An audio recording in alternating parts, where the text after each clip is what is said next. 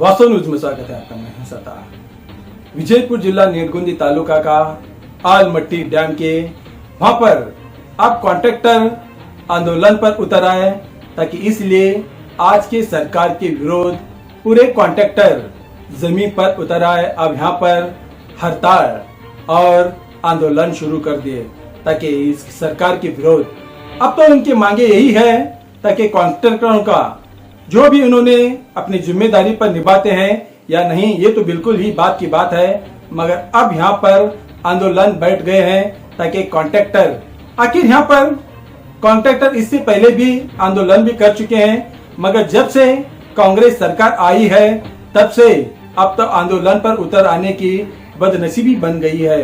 अब तो यहाँ पर बहुत सारे कॉन्ट्रैक्टर, आखिर क्या माजरा है जो कॉन्ट्रैक्टर के नाम पर यहाँ पर कुछ न कुछ नेताओं का कुछ कमीशन हो या कोई भी हो या राजनीति काले, जनता तो यही बात करती है।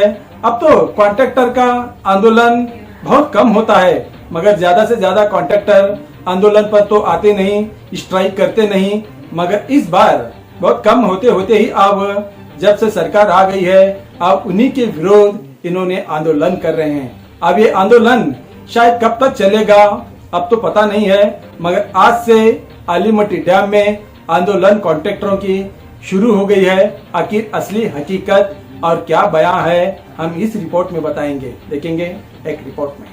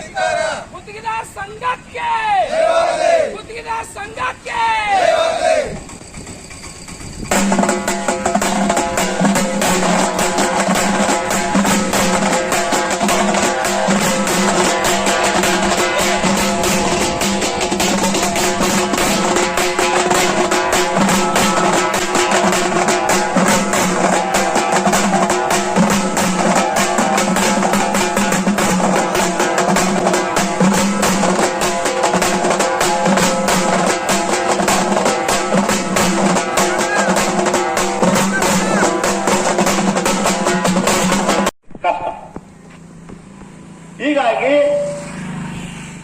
ಒಂದು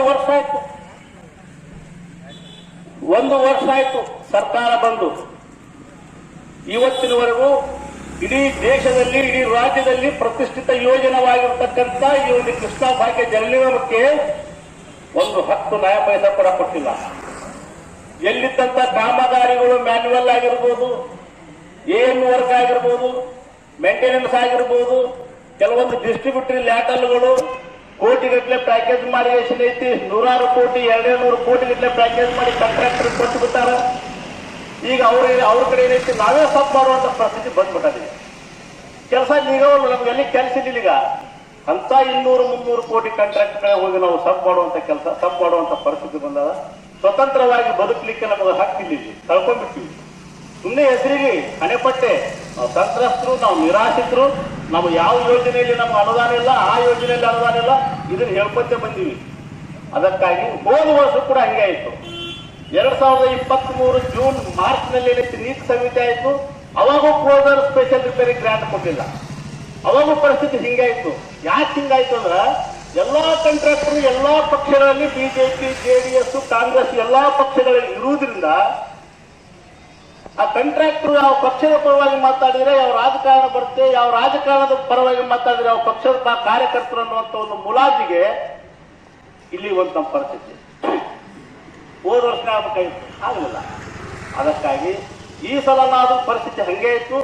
ಈಗೇನೋ ಅಲ್ಪ ಸ್ವಲ್ಪವಾಗಿ ಏನೋ ಕ್ಲೋಸರ್ ಸ್ಪೆಷಲ್ಗೆ ಅನುದಾನ ಕೊಡ್ತೀವಿ ಅಂತ ಹೇಳ್ಯಾರ. ಅದು ಏನು ಸುಮ್ಮನೆ ಮೂಗಿಗೆ ತುಪ್ಪ ವರ್ಷ ಕೇಳೋರು ಏನು ಮಾಡೋರು ಗೊತ್ತಿಲ್ಲ. ನಾವು ಸ್ಟ್ರೈಕ್ ಕೊಡ್ತೀವಂತ ಹೇಳೋಣ ಈ ವಿಷಯ ತಂದಾರೋ ಗೊತ್ತಿಲ್ಲ.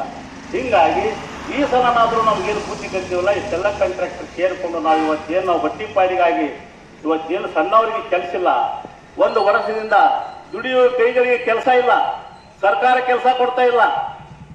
ಹೀಗಾಗಿ ಈಗ ಏನು ನಾವೆಲ್ಲರೂ ಒಕ್ಕಟ್ಟಾಗಿದ್ದೀವಿ. 1 ವರ್ಷದಿಂದ EMD ಇಲ್ಲ, ಟೆಂಡರ್ಗಳು ಹಾಕಿದ್ದು ಟೆಕ್ನಿಕಲ್ ಓಪನ್ ಆಗಿಲ್ಲ, ಫೈನಾನ್ಷಿಯಲ್ ಓಪನ್ ಆಗಿಲ್ಲ. ಅವು ಯಾವ ಕೆಲಸ ಮಾಡಿದಂತ ಫೈನಾನ್ಷಿಯಲ್ ಓಪನ್ ಆಗಿರ್ತಕ್ಕಂಥವ್ರು ಅಗ್ರಿಮೆಂಟ್ ಮಾಡಿಲ್ಲ. ಅಗ್ರಿಮೆಂಟ್ ಆಗಿರ್ತಕ್ಕಂಥ ಕಾಮಗಾರಿಗಳು ಏನು ಅರ್ಧಂಬರ್ಧ ಮಾಡ್ಯಾರ ಅವಕ್ಕೆ ಬಿಲ್ ಕೊಟ್ಟಿಲ್ಲ. ಹಿಂಗೆ ಹಲವಾರು ಸಮಸ್ಯೆಗಳಿಂದ ನಾವು ಏನ್ ಮಾಡ್ತೀವಿ, ಕೊಡ್ಲಿಕ್ಕೆ ಕಾಂಟ್ರಾಕ್ಟರ್. ದಯಮಾಡಿ ಎಲ್ಲ ನನ್ನ ಸಹೋದ್ಯೋಗಿಗಳು, ನನ್ನ ಸಹೋದರರು, ಎಲ್ಲ ಹಿರಿಯ ಕಾಂಟ್ರಾಕ್ಟರ್ಗಳು ಇದನ್ನು ಪೂರ್ಣ ಪ್ರಮಾಣವಾಗಿ ಮನುಷ್ಯನ ಮೇಲೆ ಪರಿಣಾಮವನ್ನು ತೆಗೆದುಕೊಂಡು ಒಕ್ಕಟ್ಟಿನಿಂದ ಇನ್ನು ಮುಂದೆ ಈ ಕೆಲಸ, ಈ ಬೇಡಿಕೆಗಳು ಎಲ್ಲವೂ ಈಡೇರುವ ತನಕನು ತಾವೆಲ್ಲರೂ ಒಕ್ಕಟ್ಟಿನಿಂದ ಕೂಡಿ ಈ ಒಂದು ಸ್ಟ್ರೈಕ್ ಅನ್ನು ಮುಂದುವರಿಸಿ ನಮ್ಮೆಲ್ಲ ಬೇಡಿಕೆಗಳು ಈಡೇರುವವರೆಗೂ ಶತಸಿದ್ಧರಾಗಿ ಬದ್ಧರಾಗಿ ಈ ಸಂಘಟನೆಯ ಮುಖಾಂತರ ನಾವು ಹೋರಾಟ ಮಾಡಬೇಕನ್ನುವಂತ ಮಾತನ್ನ ಬಹಳ ಸ್ಪಷ್ಟವಾಗಿ ಹೇಳಲಿಕ್ಕೆ ಇಷ್ಟಪಡ್ತೀನಿ.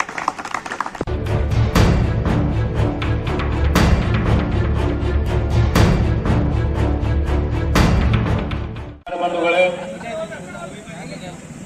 ಅದೇ ರೀತಿ ನಮ್ಮ ಆಲ್ಮಟ್ಟಿ ವಲಯದ ಮುಖ್ಯ ಇಂಜಿನಿಯರ್ ಅವರೇ ಹಾಗೂ ಈ ಒಂದು ಧರಣಿ ಸತ್ಯಾಗ್ರಹ ಸ್ಥಳಕ್ಕೆ ಆಗಮಿಸಿದ ನನ್ನ ಆತ್ಮೀಯ ಪತ್ರಿಕಾ ಮಿತ್ರರು, ಈ ಹೋರಾಟವನ್ನು ನಾವು ಯಾಕೆ ಹಮ್ಮಿಕೊಂಡೇವೆ ಅನ್ನೋದ್ರ ಬಗ್ಗೆ ಬಸವರಾಜ ದಂಡಿನವರು ಹೇಳಿದರು.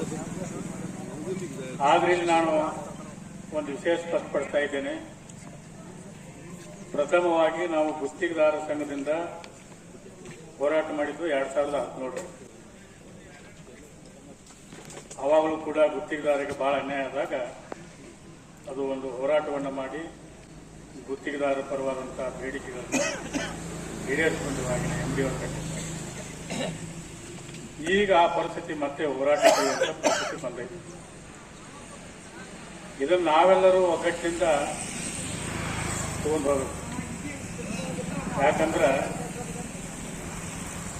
ಕಳೆದ 2 ವರ್ಷದಿಂದ ಕೃಷ್ಣಾ ಭಾಗ್ಯ ಜಲ ನಿಗಮಕ್ಕೆ ಈ ಒಂದು ನಿರ್ವಹಣೆಗೆ ಒಂದು ಪೈಸಾನು ಅವರು ಇನ್ನೂ ಮಂಜೂರು ಮಾಡಿದ್ದಾರೆ. ಇದು ನಿಮಗೆ ಮೊದಲು ತಿಳ್ಕೊಳ್ಳಿ. ಟೆಂಡರ್ ಕರೆದಿಲ್ಲ ಅನ್ನೋದಕ್ಕಿಂತ ಈ ಜಲಸಂಪನ್ಮೂಲ ಇಲಾಖೆಯ ಒಂದು ಮುಖ್ಯಸ್ಥರು ಏನದಾರ, ಜಲಸಂಪನ್ಮೂಲ ಇಲಾಖೆಯ ಮಂತ್ರಿಗಳೇನದಾರ, ಕೃಷ್ಣಾ ಭಾಗ್ಯ ಜಲ ನಿಗಮ ಅಂದ್ರೆ ಅದನ್ನು ಡಿಸ್ಕಾರ್ಡ್ ಮಾಡಿಬಿಟ್ಟಾರ ಅಂತ ಹೇಳಿ ಇವತ್ತು ನಾನು ನೇರವಾಗಿ ಹೇಳ್ತಾ ಇದ್ದೀನಿ. ಇಲ್ಲಿ ಅರ್ಥನೂ ಅವ್ರಿಗೆ ಗೊತ್ತಿಲ್ಲ, ಆಲ್ಮಟ್ಟಿ ಡ್ಯಾಮಿನ ಮಹತ್ವನೂ ಅವ್ರಿಗೆ ಗೊತ್ತಿಲ್ಲ. ಈ ಡ್ಯಾಮಿನಲ್ಲಿ 123 TMC ನೀರು ನಿಂತರೆ ಸುಮಾರು 7 ಜಿಲ್ಲೆಗಳಿಗೆ ಕುಡಿಯುವ ನೀರು, ನೀರಾವರಿ ಎಲ್ಲ ಆಗ್ತದೆ. ನೀರಾವರಿ ಆಗ್ಬೇಕಾದ್ರೆ ಕೆನಾಲ್ ಸುತ್ತಿರ್ಬೇಕು, ಜಾಗ್ರಲ್ ಸುತ್ತಿರ್ಬೇಕು, ವಿತರಣಾ ಕಾಲುವೆಗಳು ಸುತ್ತಿರ್ಬೇಕು, ಕೀಳು ಕಾಲುವೆಗಳು ಸುತ್ತಿರ್ಬೇಕು, ಮುಖ್ಯ ಕಾಲುವೆಗಳು ಸುತ್ತಿರ್ಬೇಕು, ಔಟ್ಲೆಟ್ಗಳೆಲ್ಲ ಸರಿ ಇರಬೇಕು. ಹಂಗಾದ್ರೆ ಸುತ್ತಿರ್ಬೇಕಾದ್ರೆ ಏನು ಮಾಡ್ಬೇಕಪ್ಪ, ಮೇಂಟೆನೆನ್ಸ್ ರೊಕ್ಕ ಕೊಡ್ತಾರೆ. 2 ವರ್ಷದಿಂದ ಅಧಿಕಾರಿಗಳು ಮೇಂಟೆನೆನ್ಸ್ ರೊಕ್ಕ ಕೊಡಿರೋದು ಕ್ರಿಯಾ ಯೋಜನೆ ಕಳಿಸಿದ್ರು ಕೂಡ ಅವರು 1 ಪೈಸಾ ಇದುವರೆಗೆ ಮಂಜೂರು ಮಾಡಿಲ್ಲ ಅಂತಂದ್ರೆ ಅದು ಉತ್ತರ ಕರ್ನಾಟಕಕ್ಕೆ ಮಾಡಿದಂಥ ಒಂದು ದೊಡ್ಡ ಅನ್ಯಾಯ, 7 ಜಿಲ್ಲೆಗಳಿಗೂ ಕೂಡ ಮಾಡಿದಂಥ ಒಂದು ದೊಡ್ಡ ಅನ್ಯಾಯ ಅಂತ ಹೇಳಿ ಇವತ್ತಿನ ಸಂದರ್ಭದಲ್ಲಿ ನಾನು ಹೇಳ್ತಾ ಇದ್ದೇನೆ.